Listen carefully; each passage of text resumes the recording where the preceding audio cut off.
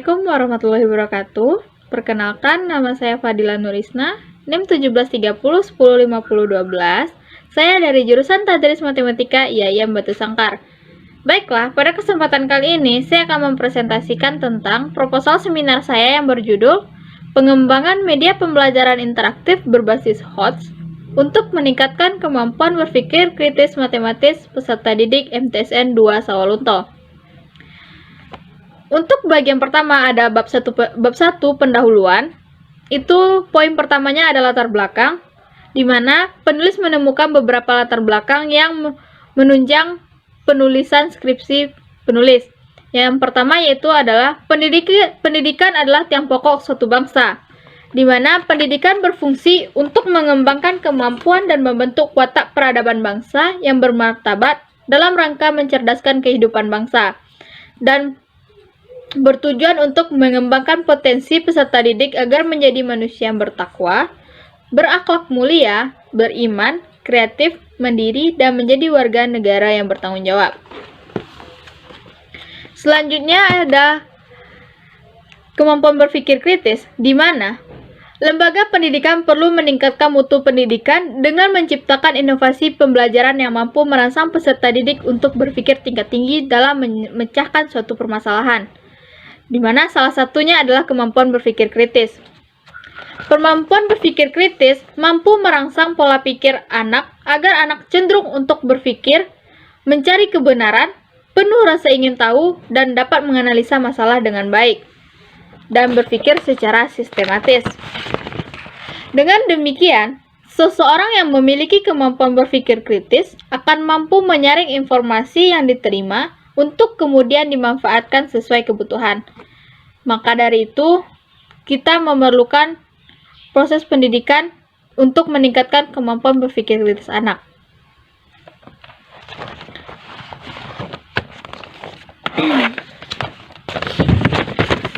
Selanjutnya, dalam standar isi, matematika SMP juga telah teridentifikasi memiliki muatan kemampuan berpikir kritis atau yang lebih dikenal sebagai HOTS, High Order Thinking Skills, di mana terdapat 8 dari 17 standar kompetensi memiliki persentase 47% memuat kemampuan berpikir kritis. Sedangkan 16 poin dari 59 kompetensi dasar memiliki persentase 27% memuat kemampuan berpikir kritis. Di mana kemampuan berpikir kritis peserta didik di Indonesia masih tergolong rendah. Hal ini terlihat pada hasil ujian nasional, di mana muatan soal-soal HOTS sudah terdapat di ujian nasional sejak tahun 2018.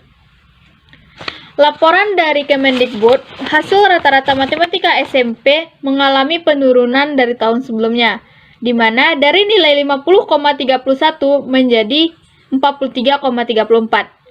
Hal ini juga selaras dengan hasil yang dilakukan oleh TIMSS, yaitu Trend in International Mathematics and Science Study, yang dilakukan secara rutin 4 tahun sekali. Hasil TIMSS pada tahun 2015, Indonesia berada pada peringkat 44 dari 49 negara, dengan rata-rata skor 397. Hal ini dikarenakan kurangnya penalaran, analisis, pemahaman, dan kurangnya kebiasaan peserta didik dalam mengerjakan latihan soal yang memuat kemampuan berpikir tingkat tinggi. Penulis juga telah melakukan wawancara dengan pendidik di MTSN 2 Sawalunto mengenai proses pembelajaran peserta didik dan juga kemampuan belajar peserta didik di MTSN 2 Sawalunto, di mana pendidik mengatakan bahwa hanya ada 3 orang peserta didik yang mendekati kemampuan berpikir tingkat tinggi. Hal ini juga diperkuat dari hasil observasi penulis, di mana penulis memberikan beberapa contoh soal yang harus diselesaikan oleh peserta didik. Dari hasil yang diselesaikan oleh peserta didik, didapat bahwa hanya dari 22 peserta didik, hanya 3 orang peserta didik yang mampu menyelesaikan soal dengan baik dan benar.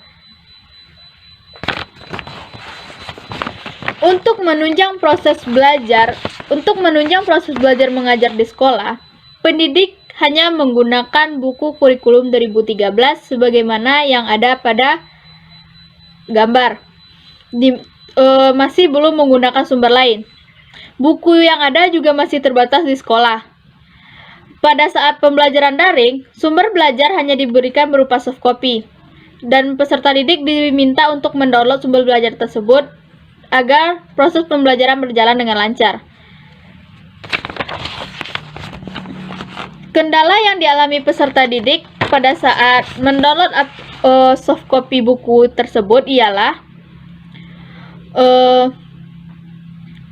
soft copy yang diberikan terlalu besar kapasitasnya, sehingga ada beberapa peserta didik yang tidak mampu kapasitas handphonenya untuk mendownload soft copy tersebut. Dari jumlah soal HOTS yang tertera pada sumber belajar itu ada sekitar 5 hingga 10% untuk setiap materinya, sehingga peserta didik masih belum terbiasa untuk memecahkan soal-soal HOTS. Penggunaan media belajar yang digunakan oleh guru juga masih terbatas berupa modul, buku, dan sesekali juga menggunakan slide PowerPoint jika memang itu dibutuhkan. Sedangkan fasilitas di sekolah juga sudah sangat mendukung untuk guru atau pendidik menggunakan media pembelajaran interaktif agar pembelajaran tersebut lebih menarik bagi peserta didik. Namun, proses pembelajaran yang terjadi masih banyak teaching centernya, sehingga peserta didik masih terpaku kepada penjelasan pendidik tanpa peserta didik mampu berkreasi dengan pemikirannya sendiri. Maka dari permasalahan yang terjadi, salah satu strategi untuk mengatasi permasalahan yang ada di sini penulis mengemukakan yaitu menggunakan media pembelajaran interaktif, di mana pemanfaatan media pembelajaran interaktif dapat memberikan rangsangan minat belajar dan meningkatkan motivasi belajar serta secara tidak langsung berpengaruh secara psikologis kepada diri anak itu sendiri.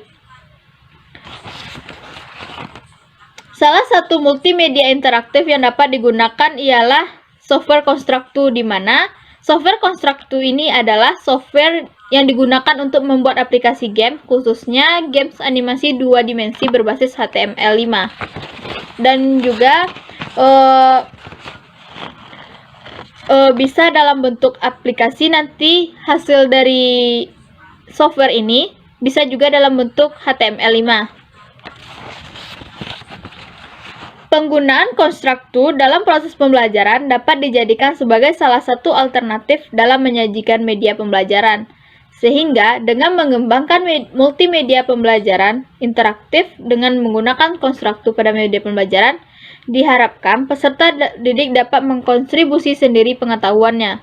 Dengan demikian, guru harus pandai dalam mengemas materi semenarik mungkin sehingga pembelajaran lebih disenangi oleh peserta didik. Baiklah, berdasarkan latar belakang yang telah penulis paparkan sebelumnya, maka penulis berniat mengadakan penelitian dengan judul Pengembangan Media Pembelajaran Interaktif Berbasis HOTS untuk meningkatkan kemampuan berpikir kritis matematis peserta didik di MTSN 2 Sawalunto. Selanjutnya, identifikasi masalah yang penulis temukan berdasarkan latar belakang yang telah dipaparkan adalah matematika yang diajarkan pada proses menghafal dan menggunakan konsep, dan rendahnya kemampuan berpikir kritis peserta didik yang ditinjau dari keterampilan peserta didik dalam pemecahan soal tersebut. Dan yang ketiga, pendidik lebih cenderung menggunakan model pembelajaran konvensional atau teaching center. Yang keempat, terbatasnya penggunaan media pembelajaran. Poin ketiga adalah batasan masalah, di mana berdasarkan latar belakang dan juga identifikasi yang telah penulis paparkan, maka penelitian ini dibatasi pada pengembangan media pembelajaran interaktif software Constructu berbasis HOTS untuk meningkatkan kemampuan berpikir kritis peserta didik dan untuk mencapai kriteria valid, praktis, dan efektif. Khususnya, untuk efektivitas akan dilakukan dalam skala terbatas karena keterbatasannya waktu penelitian yang penulis lakukan. Selanjutnya, poin D, rumusan masalah. di mana berdasarkan rumusan masalah dan juga batasan masalah yang telah penulis paparkan, rumusan masalah yang didapat adalah bagaimana validitas dan bagaimana praktikalitas serta bagaimana efektivitas media pembelajaran interaktif menggunakan software konstruktif berbasis HOTS untuk meningkatkan kemampuan berpikir kritis peserta didik MTSN. Baiklah, poin E.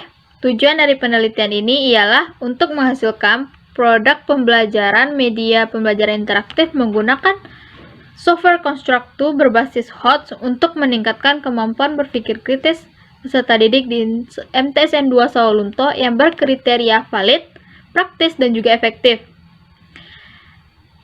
Dari penelitian ini diharapkan bermanfaat bagi penulis, peserta didik, dan juga pendidik, di mana bagi penulis diharapkan dapat memperoleh pengalaman secara langsung bagaimana memilih dan menerapkan media pembelajaran yang tepat. Bagi peserta didik diharapkan semoga tercapai KD dan ketentuan belajar peserta didik pada pembelajaran matematika sehingga hasil belajar pun juga akan lebih meningkat. Dan bagi pendidik, semoga ini memberikan pengetahuan, keterampilan dan dalam memilih media pembelajaran khususnya dan juga dapat mengajukan program sekolah pada umumnya. Selanjutnya itu adalah spesifikasi produk, di mana produk yang dihasilkan dengan spesifikasi sebagai berikut. Yang pertama yaitu menyajikan media pembelajaran interaktif, akan dikemas secara menarik mungkin dan dibuat menggunakan konsep sehingga mengurangi kebosanan peserta didik, di mana terdapat halaman awal, halaman utama, halaman standar kompetensi, kompetensi dasar, indikator pembelajaran, dan juga halaman tujuan pembelajaran. Selanjutnya, halaman materi, halaman contoh soal, halaman kuis, halaman profil, dan juga di setiap halaman akan ditambahkan menu home, tombol back, dan juga next. Media pembelajaran ini akan memuat suara, animasi, gambar sehingga peserta didik tidak bosan dalam melihat media pembelajaran tersebut sehingga proses pembelajaran dapat berlangsung dengan baik. Dan juga materi yang disampaikan dapat dicerna oleh peserta didik. Selanjutnya, pentingnya pengembangan, di mana pentingnya pengembangan ini ialah untuk menghasilkan suatu produk yang mana produk yang dihasilkan adalah media pembelajaran interaktif berbasis HOTS menggunakan software konstruktif dan juga untuk menguji keefektifan produk tersebut. Asumsi dari penulis sendiri yaitu aktivitas belajar peserta didik akan lebih terarah dengan menggunakan media yang cocok, dan juga aktivitas belajar peserta didik akan lebih menarik apabila menggunakan media pembelajaran interaktif, dan proses pembelajaran akan lebih baik dengan adanya pendukung dari media pembelajaran yang cocok. Keterbatasan yang penulis alami dalam pengembangan yang penulis lakukan ialah pengembangan multimedia interaktif ini dibatasi pada analisis kebutuhan dan karakteristik peserta didik tingkat SLTP, sehingga produk pengembangan yang dihasilkan hanya digunakan untuk tingkat SLTP saja. Selanjutnya masuk ke dalam poin definisi operasional. Di sini ada beberapa poin. Yang pertama, multimedia interaktif. Multimedia interaktif ialah suatu sistem penyampaian pengajaran yang menyajikan materi video rekaman dengan pengendalian komputer kepada peserta didik yang tidak hanya mendengar dan melihat video suara tetapi juga memberikan respon aktif. Dan pada penelitian kali ini penulis menggunakan software konstruktif, di mana software konstruktif ini adalah software pembuat game animasi berbasis HTML yang dikhususkan untuk platform 2 dimensi yang dimodifikasi untuk media pembelajaran. Selanjutnya adalah High Order Thinking Skill atau HOTS, di mana HOTS adalah proses berpikir pada level kognitif yang lebih tinggi, yang bukan hanya sekedar mengingat kembali ataupun menyatakan kembali. Kemampuan ini lebih fokus kepada menganalisis dan membuat keputusan serta memecahkan suatu masalah. Selanjutnya adalah multimedia interaktif menggunakan software konstruktif berbasis HOTS, di mana media pembelajaran di mana ada multimedia interaktif menggunakan software Constructo berbasis HOTS adalah media pembelajaran berupa video animasi matematika yang memuat tentang materi SPLDV untuk meningkatkan kemampuan berpikir kritis peserta didik. Selanjutnya adalah kemampuan berpikir kritis matematis. Kemampuan berpikir kritis matematis ialah salah satu cara berpikir dengan menggunakan keterampilan berpikir secara aktif dan rasional dengan penuh kesadaran serta mempertimbangkan dan mengevaluasi informasi. Selanjutnya adalah validitas. Validitas merupakan konsep yang mengukur tingkat kesahihan dan kevalidan suatu produk yang dihasilkan dalam penelitian ini. Selanjutnya adalah praktikalitas, di mana praktikalitas merupakan tingkat keterlaksanaan prototipe perangkat pembelajaran oleh anak dan peserta didik.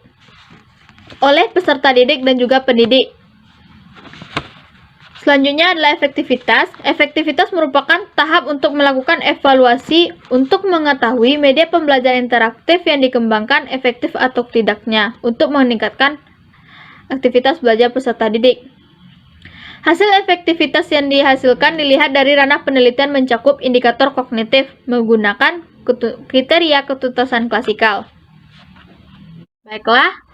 Yang kedua adalah bab 2, yaitu kajian teori, di mana pada penelitian kali ini penulis akan melakukan kajian teori tentang media pembelajaran, membahas tentang media pembelajaran, multimedia pembelajaran, high order thinking of skill, software Constructo, kemampuan berpikir kritis, validitas, praktikalitas, dan juga efektivitas dari produk tersebut. Selanjutnya adalah penelitian relevan, di mana di sini penulis menemukan 2 penelitian yang relevan dengan penelitian akan penulis lakukan. Yang pertama yaitu penelitian Siti Al-Muyassaroh pada tahun 2019 dengan judul Media Pembelajaran Interaktif Software Constructo dengan Kemampuan High Order Thinking Skill setingkat SLTP. Dan yang kedua yaitu penelitian Fitriani Nur pada tahun 2017, yang mana pengembangan bahan ajar matematika kelas 7 SMP berdasarkan model pembelajaran Cobb-Knisley berbantukan GeoGebra sebagai upaya untuk meningkatkan high order thinking skill dan apresiasi peserta didik terhadap matematika. Selanjutnya kita akan membahas tentang bab 3, yaitu metodologi penelitian.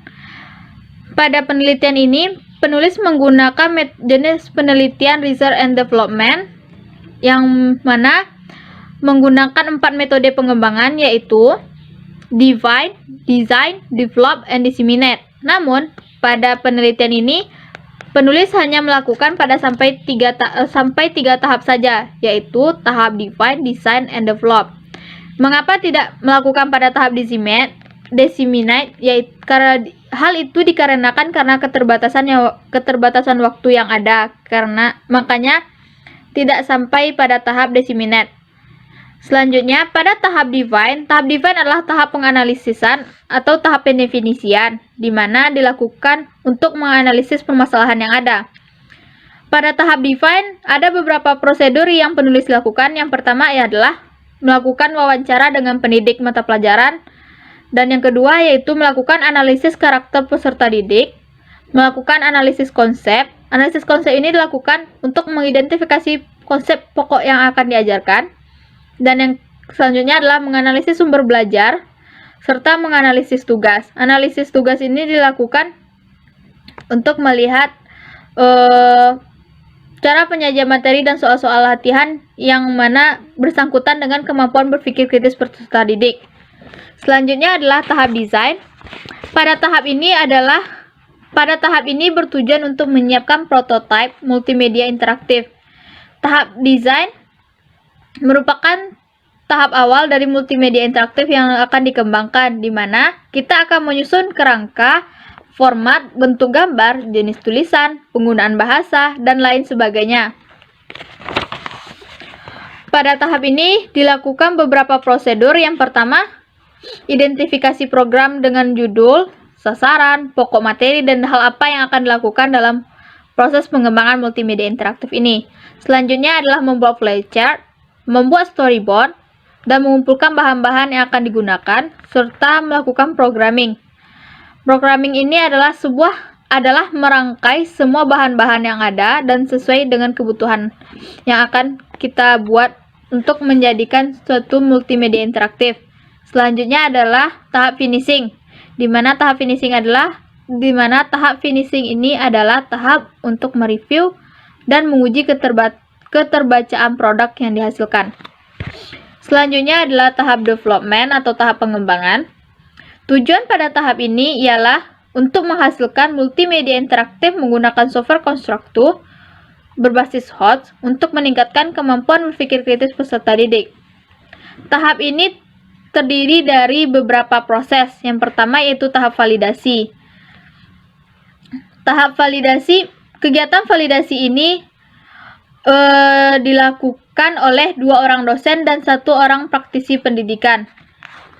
Kegiatan validasi ini dilakukan dalam bentuk mengisi lembar validasi multimedia interaktif menggunakan software konstruktif berbasis HOTS untuk meningkatkan kemampuan berpikir kritis peserta didik. Aspek yang digunakan adalah aspek konstruk, konten, bahasa. Dan aspek ini akan didiskusikan dengan pakar materi dan juga pakar media dengan instrumen validasi. Adapun langkah-langkah dari tahap validasi ini yaitu validasi untuk ahli materi dan juga validasi untuk ahli media serta validasi angket respon dan juga validasi RPP serta validasi soal. Selanjutnya itu tahap praktikalitas. Tahap praktikalitas ini adalah tahap untuk melihat tingkat keterlaksanaan prototipe perangkat pembelajaran oleh peserta didik dan pendidik. Praktikalitas multimedia interaktif ini diuji dalam proses pembelajaran melalui penggunaan multimedia interaktif oleh pendidik, dan perangkat yang digunakan adalah perangkat yang telah divalidasi oleh validator. Praktikalitas media pembelajaran interaktif untuk meningkatkan kemampuan berpikir kritis peserta didik terdiri atas angket respon, dan angket respon ini disusun untuk meminta tanggapan pendidik dan juga peserta didik tentang kemudahan penggunaan media pembelajaran interaktif software konstruktif berbasis HOTS dalam meningkatkan kemampuan berpikir kritis peserta didik. Setiap indikator yang dikonsultasikan dengan pakar agar memperoleh data yang valid. Selanjutnya adalah tahap efektivitas. Pada tahap ini dilakukan uji coba terbatas. Uji coba yang dilakukan untuk melihat keefektifan multimedia interaktif yang telah dihasilkan dengan melihat hasil rata-rata belajar peserta didik dengan kriteria ketuntasan klasikal. Selanjutnya adalah subjek uji coba produk. Subjek uji coba terbatas yang dilakukan dengan menggunakan multimedia interaktif software konstruktif untuk meningkatkan kemampuan berpikir kritis peserta didik di MTSN 2 Sawalunto kelas 7. Selama pembelajaran berlangsung, pengamat mengamati keterlaksanaannya penggunaan multimedia dengan menggunakan lembar observasi di akhir pembelajaran. Jenis data yang diambil pada penelitian ini adalah data primer.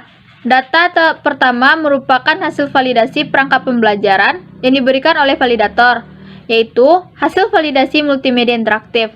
Dan data kedua diperoleh dari pelaksanaan uji coba. Pelaksanaan uji coba ini diambil dari 3 data. Yang pertama, kemampuan berpikir kritis matematis anak, angket respon pendidik setelah perangkat pembelajaran diuji cobakan, dan yang ketiga adalah hasil belajar peserta didik. Selanjutnya adalah instrumen pengumpulan data. Instrumen pengumpulan data yang digunakan pada penelitian ini adalah lembar validasi dan lembar observasi. Lembar validasi ialah kegiatan validasi dilakukan untuk mengisi lembar validasi. Pelaksanaan ini juga diiringi oleh wawancara dengan pakar mengenai perbaikan yang harus dilakukan agar multimedia interaktif menggunakan software konstruktif ini dapat dan layak digunakan dalam proses pembelajaran, di mana terdapat beberapa aspeknya, yaitu aspek konstruk, konten, dan juga bahasa. Yang kedua adalah lembar praktikalitas atau angket respon pendidik.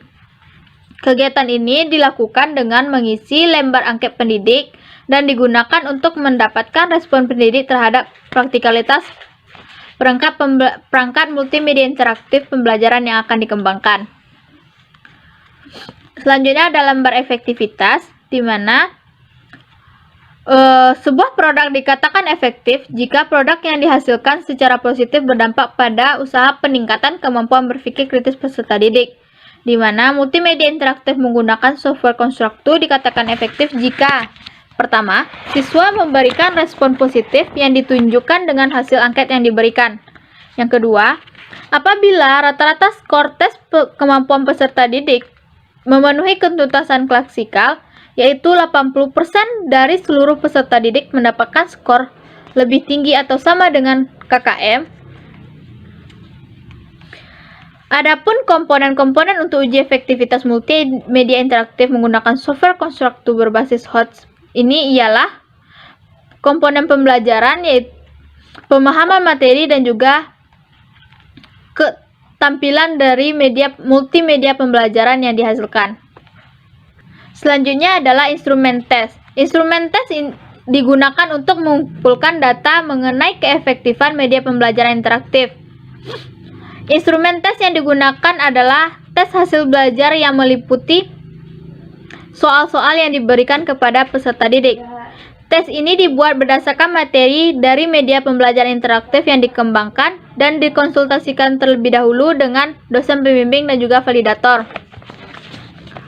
Untuk mendapatkan instrumen tes yang baik, maka dilakukan beberapa langkah-langkah berikut. Yang pertama adalah menyusun instrumen tes. Yang kedua, melakukan validasi tes. Poin selanjutnya adalah teknik analisis data. Data yang diperoleh melalui kegiatan pengumpulan data pada dasarnya untuk menguji hipotesis atau sekurang-kurangnya menjawab masalah penelitian. Artinya, data tersebut perlu untuk membuktikan kebenaran hipotesis. Teknik analisis data yang digunakan untuk mengetahui hasil penelitian ini adalah yang pertama itu lembar validasi. Hasil validasi dari validator terhadap seluruh aspek yang dinilai, yang mana ada beberapa skala penilaian lembar validitas, yaitu A, B, C, dan D, di mana skala nilainya 4, 3, 2, 1. Selanjutnya, masing-masing lembar validasi dicari persentase dengan teknik yang dimodifikasi oleh Purwanto. Dengan menggunakan rumus, nilai persen yang dicari sama dengan skor mentah yang diperoleh dibagi skor maksimum ideal dikali dengan 100%. Maka hasil yang diperoleh diinterpretasikan menggunakan kriteria sangat valid, valid, cukup valid, kurang valid, dan tidak valid. Selanjutnya adalah analisis praktikalitas. Analisis praktikalitas adalah respon pendidik. Angket adalah menggunakan angket respon pendidik. Angket diberikan kepada pendidik setelah melakukan uji coba media pembelajaran menggunakan media pembelajaran interaktif yang dimodifikasi oleh Purwanto dengan rumus nilai persen yang dicari sama dengan skor mentah yang diperoleh per skor maksimum ideal dikali 100%. Dan hasil dari pengamatan keterlaksanaan angket respon peserta didik dianalisis menggunakan statistik deskriptif kualitatif dengan ketentuan sangat praktis, praktis, cukup praktis, kurang praktis, dan tidak praktis. Perangkat pembelajaran dikatakan praktis apabila mencapai presentase 80%, 61 sampai dengan 80%. Selanjutnya adalah analisis efektivitas. Kriteria analisis efektivitas pada produk ini ada 3 tahap. Yang pertama, menghitung banyaknya peserta didik yang tuntas menggunakan penilaian acuan patokan atau PAP atau peserta didik yang mencapai kriteria ketuntasan minimal yang ditetapkan oleh sekolah. Langkah-langkah untuk menghitung ketuntasan peserta didik secara klasikal, peneliti merujuk kepada langkah-langkah yang dikemukakan oleh Nursanti dan Khairani. Yang pertama yaitu menghitung skor yang diperoleh peserta didik menggunakan pedoman penskoran tes hasil belajar. Yang kedua, menentukan nilai akhir yang didapat peserta didik menggunakan rumus berikut, yang mana Nilai akhir sama dengan skor yang diperoleh dibagi skor maksimal dikali 100%. Yang keempat, menghitung banyaknya peserta didik yang tuntas menggunakan PAP atau KKM. Yang keempat, menghitung persentase ketuntasan klasikal menggunakan rumus banyaknya peserta didik yang tuntas dibagi dengan banyak peserta jumlah keseluruhan peserta didik dikali 100%. Multimedia interaktif menggunakan software Constructo dinyatakan layak ditinjau dari aspek keefektifan apabila persentase ketuntasan klasikal berada pada kategori baik atau sangat baik, yaitu pada nilai 70 hingga 80%. Baiklah, sekian presentasi proposal seminar yang dapat saya sampaikan. Apabila ada salah, saya mohon maaf. Akhir kata, Assalamualaikum warahmatullahi wabarakatuh.